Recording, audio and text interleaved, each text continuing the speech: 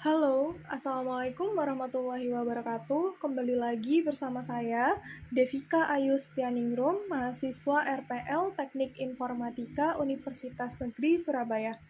Jika sebelumnya saya sudah menjelaskan tentang routing dinamik, kali ini saya akan menjelaskan tentang apa itu web server dan DNS.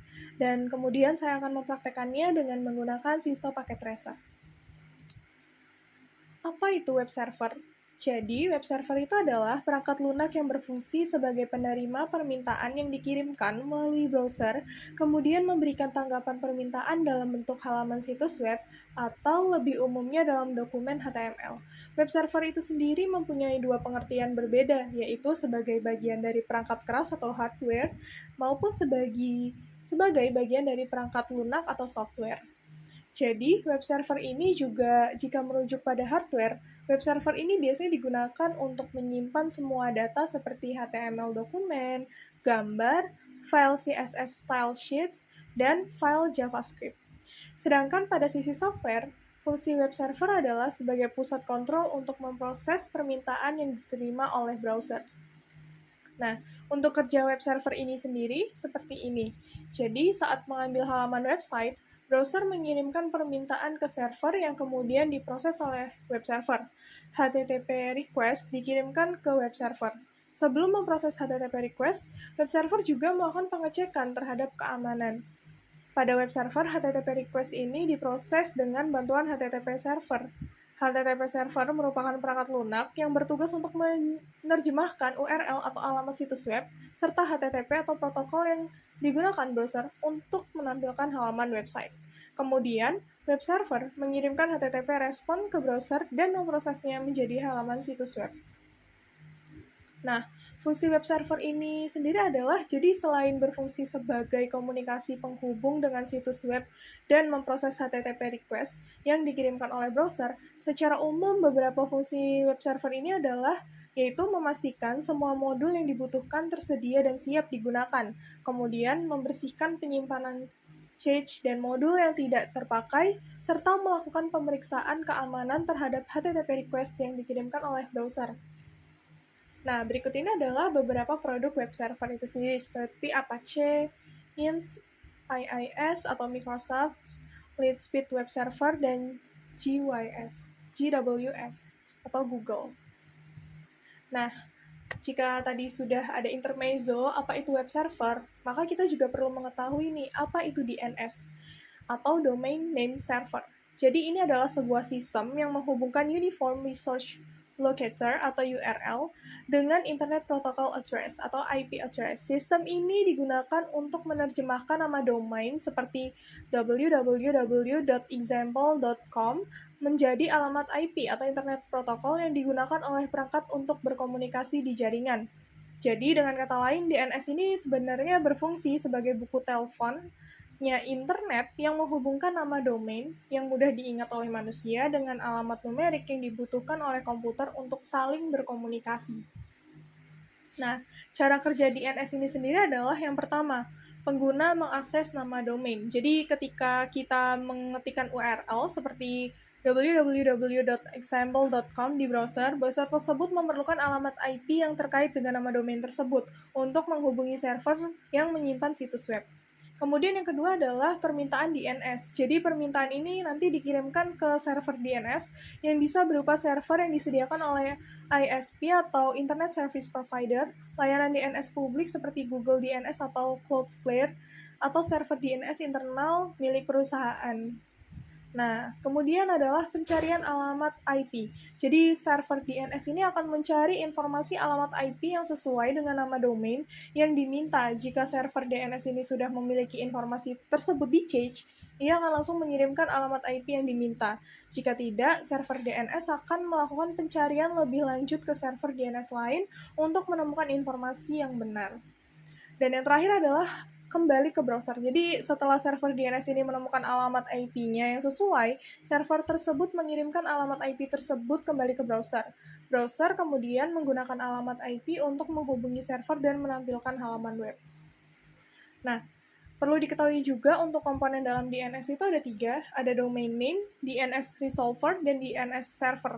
Nah, untuk yang DNS server, ini kan server yang menyimpan data terkait nama domain dan alamat IP. Jadi, di sini pun ada beberapa jenis DNS server, yaitu authoritative DNS server dan recursive DNS server.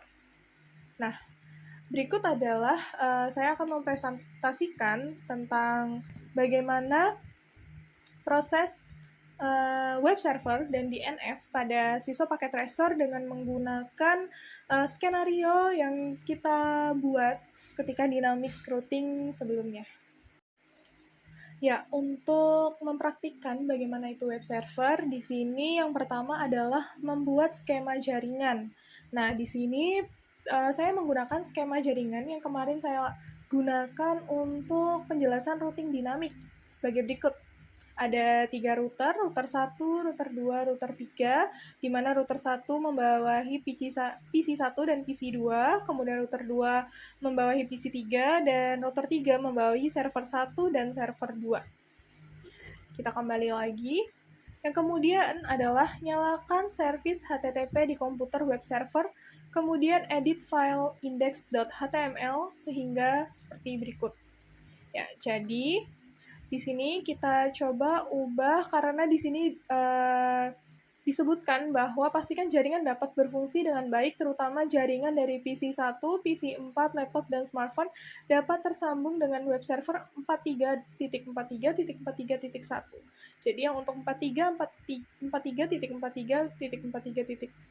ada di sini. Kita klik. Kita pilih di service, tab service, kemudian HTTP. Di sini kita pilih yang index HTML, klik edit.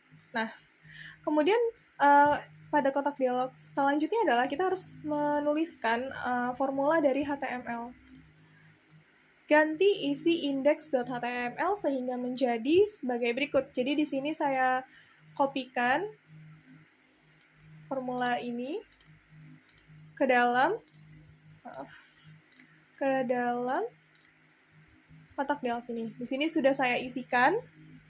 Ya, kemudian selanjutnya adalah pada PC1 dan laptop, buka aplikasi web browser dari tab desktop, lalu jalankan URL http 43.43.43.1. Jika berhasil, maka akan tampil sebagai berikut. Nah, kita coba akses dari PC1.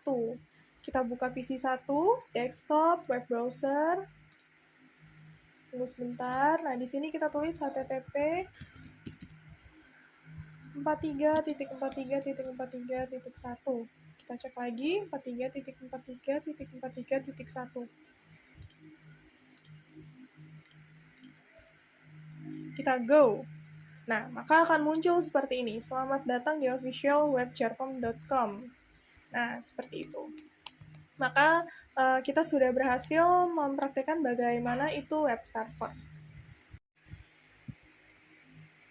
Ya, untuk selanjutnya setelah berhasil melakukan mempraktikkan bagaimana web server itu bekerja, selanjutnya kita akan mempraktikkan mengenai DNS server.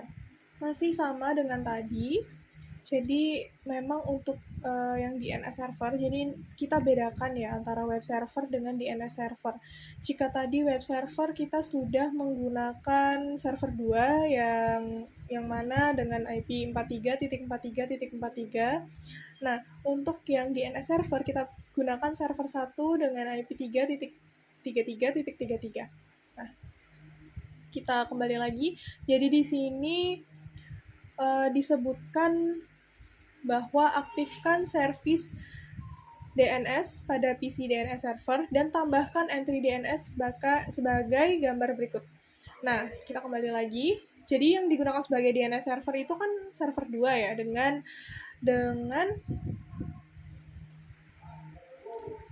33.33.33.1. Server 1, kemudian kita pilih DNS. DNS-nya kita nyalakan, di-on-kan, lalu dimasukkan, ya, kita masukkan sebagai berikut. Ada ftp.jarcom.com dengan tipenya arecord 43.43.43.2. Kita masukkannya di sini, nanti di sini dituliskan ftp.jarcom.com, lalu di address-nya kita pilih 43.43.43.2, lalu nanti diklik saja add. Kemudian kita masukkan juga untuk jarcom.com dengan tipe A record dengan alamat 43.43.43.1. Dan yang terakhir adalah www.jarcom.com dengan tipe C name dengan alamat jarcom.com. Nah, seperti ini. Jika ini sudah tersimpan, kita close dulu. Nah, untuk langkah selanjutnya, kita perlu pastikan juga untuk di setiap PC, ini di IP configuration untuk DNS servernya itu terhubung dengan DNS server, yang mana tadi alamatnya itu adalah 33.33.33.1. Perlu diperhatikan ini juga. Terus untuk PC 2, kita juga masukkan 33.33.33.1, dan yang di PC 3 pun juga sama, dimasukkan DNS servernya 33.33.33.1. Kita coba untuk pakai PC 2 ya. PC 2 kita ke web browser, kemudian kita coba akses jarcom.com. Nah, sudah muncul, sudah berhasil. Atau mungkin kita coba ftp.jarcom.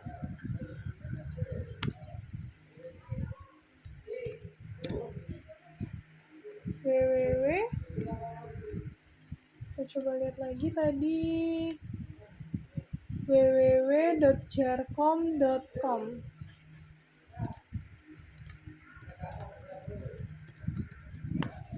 Sudah muncul juga ya. Ya, selanjutnya adalah pada PC 1 dan laptop, jalankan perintah nslookup. Nah, untuk perintah nslookup-nya kita coba di sini. Kita gunakan PC 1, lalu ke command prompt. Di sini memang awalnya saya gagal karena itu tadi, bahwa penting untuk dicek kembali untuk di IP configuration-nya supaya DNS servernya itu diisikan dengan alamat dari DNS servernya, yaitu 33.33.33.1. Ini kita coba lagi, nslookup jarcom.com. Nah, maka akan muncul seperti ini ya, server 33.33.33.1 dengan alamat 33.33.33.1. Selanjutnya kita coba nslookup www.jarcom.com. Maka akan muncul seperti ini. Kita sudah berhasil, kita coba lagi nslookup menggunakan PC 3. Kita ke command prompt. Kita coba nslookup jarcom.com. Sudah berhasil. Kita coba lagi nslookup www.jarcom.com.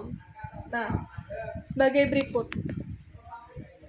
Nah, untuk web server kita sudah berhasil untuk mempraktikannya. Sekian dari saya untuk presentasi kali ini.